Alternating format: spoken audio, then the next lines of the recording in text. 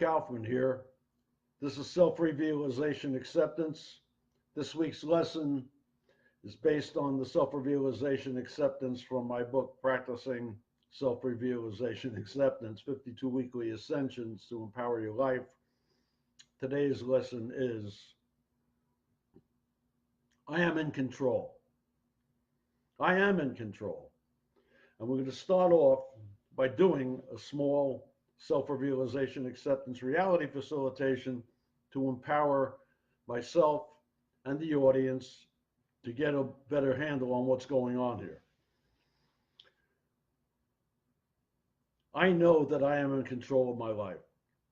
I accept myself as being in control of my life, and those things that I do to further enhance the experiences in my life that give me my divine and earthly right to live in joy and freedom.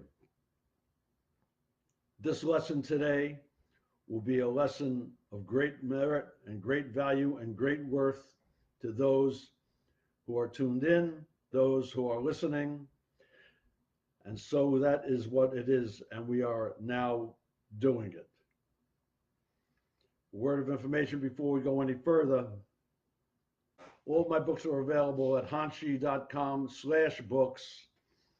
Self-Revealization Acceptance, the introduction, your divine and earthly right to live in joy and freedom, and practicing self-realization acceptance, which is where today's lesson, I am in control, comes from. Again, any questions you have, any ideas or any thoughts you want me to deal with, let me know. Type them out, we do it. Okay, let's talk a little bit about what control is. Many people say that they're in control of their lives. And the same many people that say that essentially are in charge of their lives, and they are in control of their lives, whether or not what they're controlling in their lives is working for them. In many instances, being in control of your life suggests that all negative situations are immediately alleviated, and all situations that are going to create stress and strain are alleviated. However, there's that one particular thing you can't get a handle on for some reason, and it doesn't work. Okay, this is a normal state of being. It's a normal state of being. You cannot control everything, which is what you have been told. On the other hand, what I'm going to tell you is you can control everything. Now, it takes a great deal of work, a great deal of devotion, and a lot of energy to focus in on those particular things that you want in your life to work according to the way you want them to work. Of course, you have to get rid of a lot of annoyances in your life, such as negative sentiment, which we have explained in the past. Negative sentiment are those situations that you're involved with things or other people that impose their needs on you, and you, because of your good nature and your good heart and impure selfishness as compared to pure selfishness, because of impure selfishness, you will accede to their wishes and desires. And we'll get into that in a little bit as well. Difference between pure selfishness and impure selfishness as well. What's happening is there are many people in your life that are gung-ho and 100% for you to do whatever it is that you want to do, and you tell them, hey, I'm going to do this, that, and the other thing, and they say, hey, we're with you, go for it. As long, and they don't do this necessarily consciously, but they do it in a veiled mode of, gee, if this person does these things, then it'll be good for me too. Okay, you have to get rid of negative sentiment. You have to get rid of manipulative grace. We'll have separate sessions on those two horrendous conditions. Briefly, the difference between pure selfishness and impure selfishness is based on your desire to be in control or to think you are in control. Pure selfishness, everything I do, I'm purely selfish. Ask anyone you know. Oh, Steve, well, he's Mr. Selfish. Yes, everything I do is for me. Everything I do is for me. And of course, in response to the creative power of the universe, which gives me the energy and the wherewithal to do these things. As a result, once I have everything that I want, I need, I have no problem giving it to whoever essentially wants it within the constraints of good taste. I'm not going to just be throwing it out there all over the place. Hey, take it, I don't want it. That's impure selfishness. Impure selfishness is when you do something to try to get something in return. And this works sometimes. Okay, but to be in pure control of your life takes a great deal of effort and energy. And you have to suggest to yourself, and you have to believe it with a self-realization acceptance. Again, and I repeat this over and over many times, SRAs, self-realization acceptances, are not affirmations. They are not affirmations. Affirmations essentially are your taking the words and ideas and thoughts of others and applying them to you. And they may work once or twice, but they don't continuously work. What SRA does builds into your psyche, builds into your head the reality facilitation to maintain that without having to give it additional thought. This is very, very important to understand.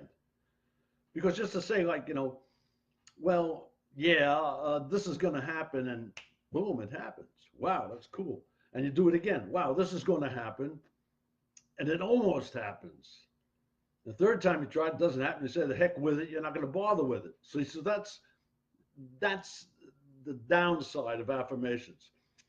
Self-realization acceptance is you are accepting a new reality. You have defined it by yourself, and you are accepting a new reality. And the new reality that you're accepting goes into your subconscious. It goes into your inner being.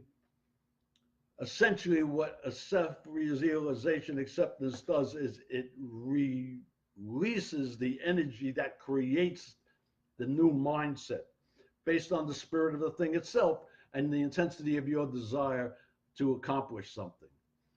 So to have control and to be in control means that you are consciously always telling yourself, that's right, yourself. You talk to yourself. Everybody does talk to themselves. I talk to myself. I talk to myself a lot. I mean, I've met one or two people that don't talk to themselves. There's nothing, there's nothing going on there anyway, right? I talk to myself in the mirror. Essentially now talking to you, I'm talking to you through the camera and I see myself talking. I'm reinforcing certain ideas and certain mindsets in me. Okay? If you have any questions, type them out and I'll answer them. That's the only way I can deal with it.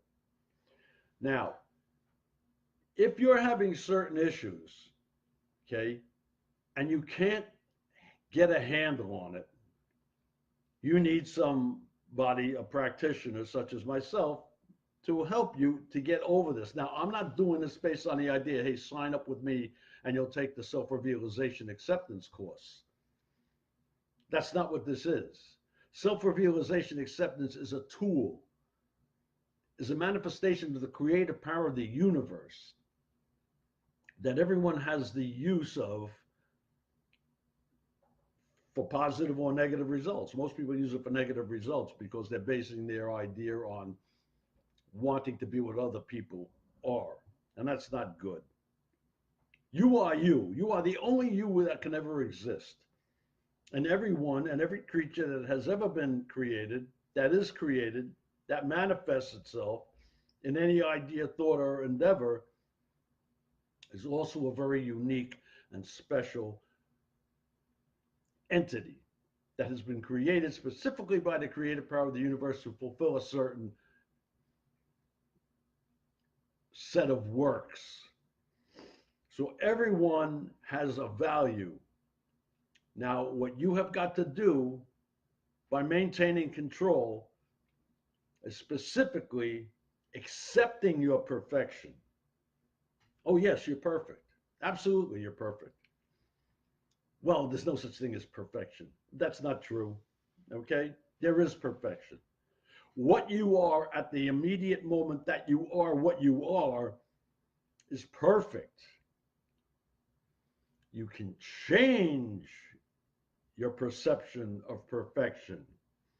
And this is what self realization acceptance empowers you to do. And this way we can keep it going and you can start to develop your own ideas about the way things are and the way things should be according to you. Now I keep suggesting that everything that happens is according to you. Even when you're thinking in terms of doing things for others, you are essentially doing it for you. Now, once you accept that reality, you can start to get more control over it and therefore define your desires on a purely selfish level. The purely selfish level will get you to the next level of consciousness that you want to be at and will help you to ascend to excellence of performance. I have a couple of new books coming out, as a matter of fact, and they're based on ascensions to excellence. Also, the new Taikido, Taikido, which is the moving self-realization acceptance exercises that empower to use the body and the mind to fire up your soul and to get you to where you want to be. So, again, to maintain yourself in a position of being in control, and a lot of people are going to say, well, you're a control freak. You want this, you want that. You don't do anything for anybody. That is a big lie. The more you express self-control, the more you empower yourself to control your environment, empowers you further to be of assistance and help to others. And that's a purely selfish thing. Why do I do this? I do this because it gives me a selfish reason to express self-realization acceptance. And by doing that from a selfish perspective, I give it freely and I give it gladly.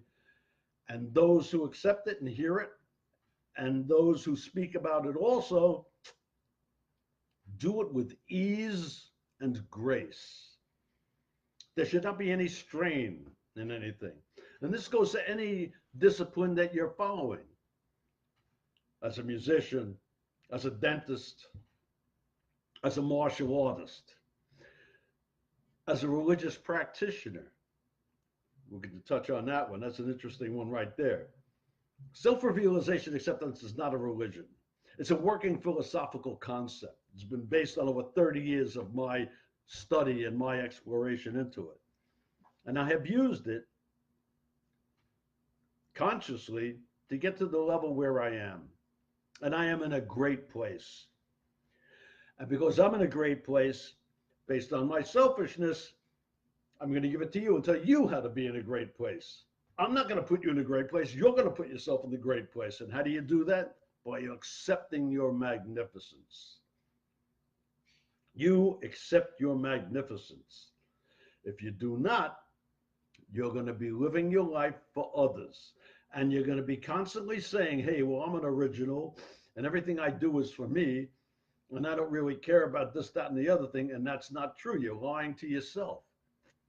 The only time you can be 100% yourself is when you say, I am 100% myself and everything I do is for my benefit and for the benefit of all those concerned, with myself as the primary recipient of the good. And the more good I get, the more good I receive, the more good I accept, the more I have to give. Because the more I'm giving, I'm not losing anything. I'm making room for more. Okay, any questions?